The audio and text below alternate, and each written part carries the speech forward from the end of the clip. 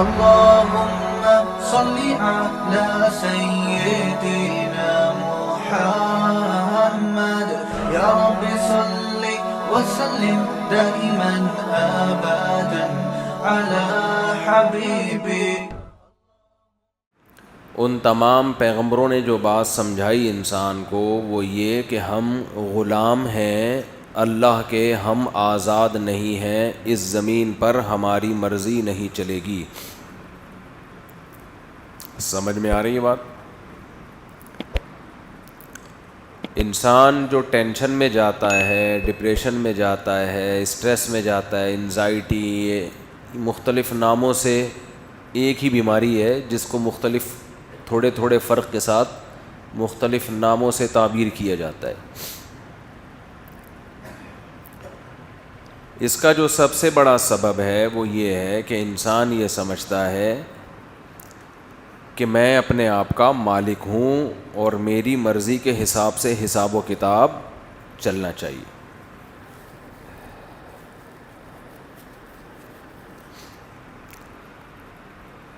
تو جب انسان یہ سمجھتا ہے کہ میری مرضی کے حساب سے سارے معاملات ہونے چاہیے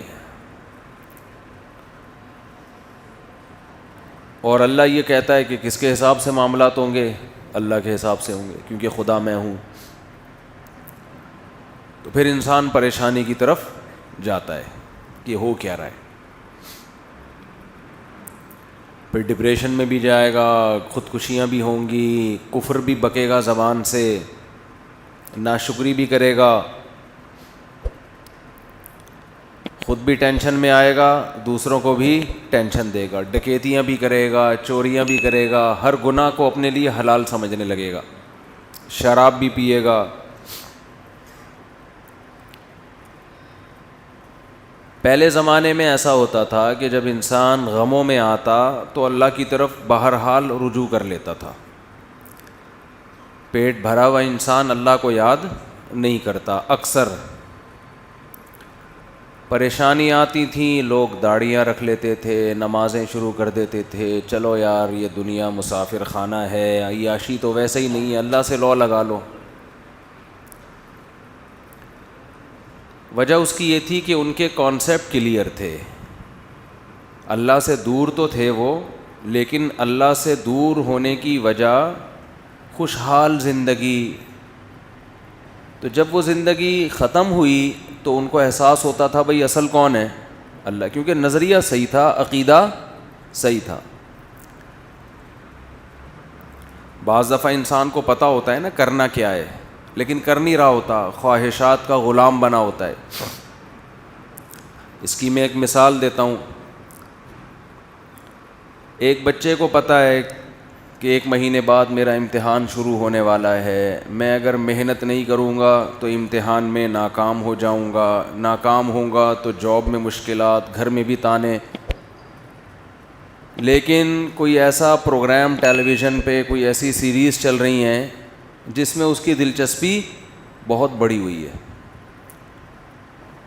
کوئی نئی فلم آ گئی ہے بھائی مارکیٹ میں، اب اسے پتہ ہے کہ یہ فلمیں دیکھنے کا، ڈرامے دیکھنے کا، گیم کھیلنے کا ٹائم نہیں ہے، لیکن اس میں دلچسپی اتنی ہے کہ وہ پتہ ہونے کے باوجود اپنا نقصان کر رہا ہے.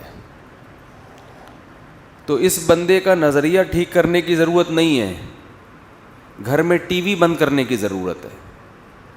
جس ڈرامے میں وہ دلچسپی لے رہا ہے اور پڑھائی کی طرف توجہ نہیں دے رہا، تو باپ کیا کرے گا؟ ٹی وی گھر سے نکال دے گا. بیوی تو نکال نہیں سکتا، ٹی وی نکال دے گا. ٹی وی گھر سے نکال دے گا، جس کا نتیجہ یہ نکلے گا بچہ کہے گا اب کوئی انٹرٹینمنٹ کے لیے کچھ بچا ہی نہیں ہے، چلو اب کیا کرو؟ پڑھ لو.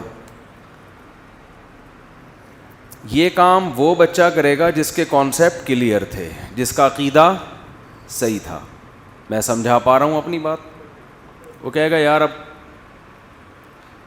اس کو بھی بلکہ عقلی طور پر خوشی ہوگی، چلو میرے ابا نے اچھا کام کیا، اس بہانے میں پڑھ لیا. لیکن اگر بچے کا خیال یہ ہے کہ محنت کر کے امتحان دے کے پاس ہونے کا کوئی فائدہ ہی نہیں ہے، تو آپ گھر سے ٹی وی نکالیں یا نہ نکالیں، اس سے بچے کی صحت پہ کوئی فرق بولو نہیں پڑے گا، بلکہ ٹی وی نکالنے سے اس کی ٹینشن بڑھے گی کہ یار کرنے کا ایک کام تھا وہ بھی ابا نے لے لیا اور مصیبت میں ڈال دیا، ٹینشن میں ڈال دیا کہ پڑھو، چلو ڈرامہ چھین لیا مجھ سے، فلم چھین لی، ویڈیو گیم چھین لیا، وہ مزے ختم ہو گئے، لیکن مزید ٹینشن تو نہ دینا، میں کچھ اور پان گٹکے میں دل بہلاؤں گا۔ ابا نے تو ایک اور ٹینشن میرے اوپر ڈال دی کہ اب امتحان کی تیاری کرنی ہے، تو اس سے اس کو ڈبل ڈپریشن ہوگی۔ سمجھ میں آ رہی ہے؟ ایک تو خوشیاں چھیننے کی ٹینشن اور ایک امتحان کی ٹینشن جو اس کے سر پہ ڈال دیا آپ نے، جبکہ اس کو پتہ ہے کہ اس کا یہ عقیدہ ہے کہ اس امتحان کا کوئی فائدہ ہونے والا نہیں۔ آپ لوگ کو آواز سمجھ میں آ رہی ہے؟ گونج رہی ہے آواز، ڈبل آ رہی ہے۔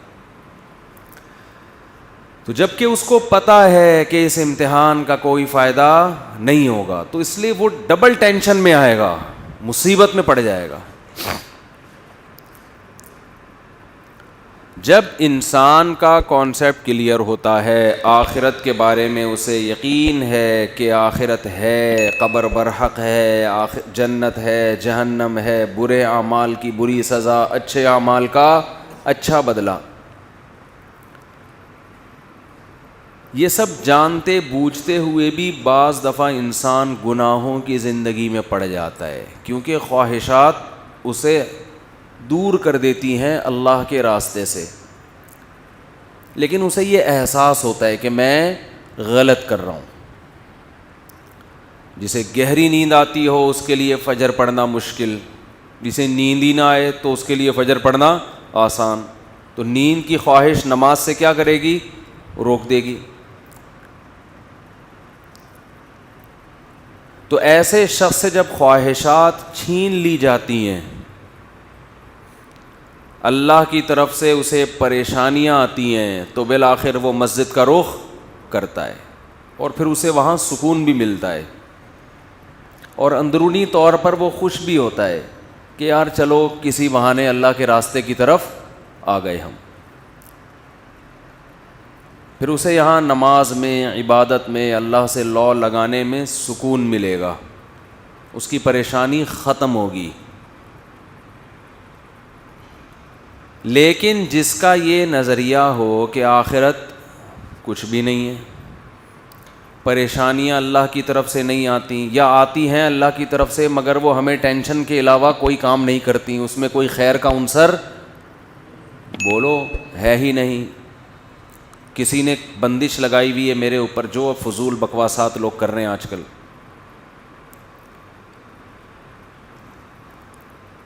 تو جب ایسے شخص پہ آزمائشیں آتی ہیں، دنیا کی نعمتیں اس سے چھنتی ہیں اور اس کا آخرت پر یقین بالکل بھی نہیں ہوتا، تو ایسے شخص کی ٹینشن نماز پڑھنے سے کم نہیں ہوتی بلکہ بولو بڑھتی ہے۔ مذہب کی طرف آنے سے اس کی ٹینشن میں کمی کے بجائے اضافہ، اس لیے وہ آتا ہی نہیں ہے اس طرف، وہ آئے گا ہی نہیں اس طرف، کیونکہ وہ تو چاہتا ہے میری ٹینشن ختم ہو نا۔ بے روزگاری ہے، کہیں رشتہ چل رہا تھا وہاں سے انکار ہو گیا، یہ دو ٹینشنیں مارکیٹ میں چل رہی ہیں آج کل۔ اگر آپ دیکھیں نا خودکشیوں کی وجہ، ڈپریشن کی وجہ، تو دو میں سے ایک ہوگی، یا تو بے روزگاری ہے یا کہیں چاہتے تھے اور ہوئی نہیں وہاں پہ۔ لڑکیوں میں بھی لڑکوں میں بھی یہ دو چل رہے ہیں کیس۔ تو جب پریشانی کی وجہ سے وہ آتا ہے، جب دین کی بات اس کے سامنے کی جائے، بھائی اللہ سے لو لگاؤ، وَاسْتَعِينُوا بِالصَّبْرِ وَالصَّلَاةِ، نماز اور صبر سے مدد طلب کرو، تو وہ کہتا ہے میں پہلے ایک ڈپریشن میں ہوں، مجھے تو انٹرٹینمنٹ کی کوئی چیز چاہیے نا، مجھے تو خوشیاں چاہیے، مجھے تو کوئی اچھی سی فلم دکھاؤ۔ کیا خیال ہے بھائی؟ مجھے پیسے دو، میری ٹینشن کیا ہے؟ پیسہ نہیں ہے، تو میری ٹینشن ختم کس سے ہوگی؟ بھائی پیسے سے ہوگی، پیسے دو مجھے۔ اور یہ کس کی بات کر رہے ہیں؟ نماز کی بات کر رہے ہیں۔ یہ روزے کی بات کر رہے ہیں, یہ کہہ رہے ہیں داڑھی رکھو. داڑھی کا ٹینشن سے کیا تعلق ہے بھائی؟ ہے بھائی؟ عورت کو کہہ رہے ہیں پردہ کرو گے, یہ پردے کا ٹینشن سے کیا تعلق؟ پیسے جیب میں ہے نہیں, گھر میں تانے, گھر سے باہر تانے, بے روزگاری, اور کیا کہا جا رہا ہے عورت کو پردہ کرو. تو ان کو دین کی طرف آنے سے پریشانی کم ہونے کے بجائے بڑھتی ہے.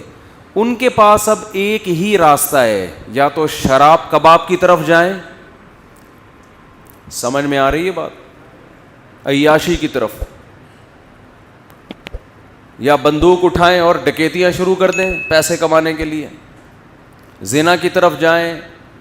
اور جب اس کے بھی پیسے نہ ہوں, بھائی شراب کباب کے لیے بھی تو جیب میں کچھ روکڑا ہونا ضروری ہے نا,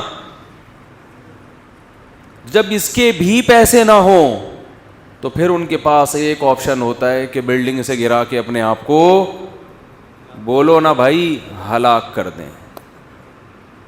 جیسے کہ ابھی کراچی میں واقعہ ہوا ہے, لکی اسٹار تھا, لکی ون, بندے نے اپنے آپ کو گرا کے ہلاک کر دیا. اور واقعات بڑھتے چلے جا رہے ہیں. سندھ گورنمنٹ ہے ماشاءاللہ, جب تک سندھ میں حکومت نااہل ہی رہے گی تو یہ سب کچھ اللہ ہم سب کو محفوظ رکھے ہوتا رہے گا. یہ جو خودکشیاں ہو رہی ہیں, جہاں خودکشی کرنے والے سے اللہ پوچھے گا, سندھ گورنمنٹ سے بھی اللہ پوچھے گا. جس طرح انہوں نے قوم کو بدحال کیا ہے اور دیوالیہ نکالا ہے. آپ پنجاب کی موٹر وے سے جیسے ہی سندھ موٹر وے پر آتے ہیں, آپ کو سندھ کی حکومت کی نااہلی کا 2 منٹ کے اندر پتہ چلتا ہے. کھا رہے ہیں بیٹھ کے, عوام بے حس ہے, ان کو پتہ ہی نہیں ہم نے کام کس ٹریک پہ کرنا ہے, کیا کرنا ہے, بس وہ تو بھیڑ چال کی طرح چلتے چلے جا رہے ہیں. تو جب عیاشی کا راستہ بھی نہ ہو انسان کے پاس, مذہب کا راستہ بھی نہ ہو, تو وہ کہاں جاتا ہے؟ خودکشی کی طرف جاتا ہے. خودکشی نہیں کرتا تو ویسے ہی گھل گھل کے مر جاتا ہے ٹینشن سے. اس لیے سب سے پہلے اپنے کانسیپٹ کو کلیئر کرنے کی ضرورت ہے, اپنے عقیدے کو درست کرنے کی ضرورت ہے. ہم بنے نہیں ہیں, بنائے گئے ہیں. مفتی طارق مسعود صاحب کے بیانات سننے کے لیے youtube.com/مفتی طارق مسعود کو سبسکرائب کریں. اور اگر آپ لائیو ویڈیو کو کبھی بھی مس نہیں کرنا چاہتے ہیں تو سبسکرائب کرنے کے بعد بیل آئیکن پہ کلک کرنا مت بھولیں. جزاک اللہ.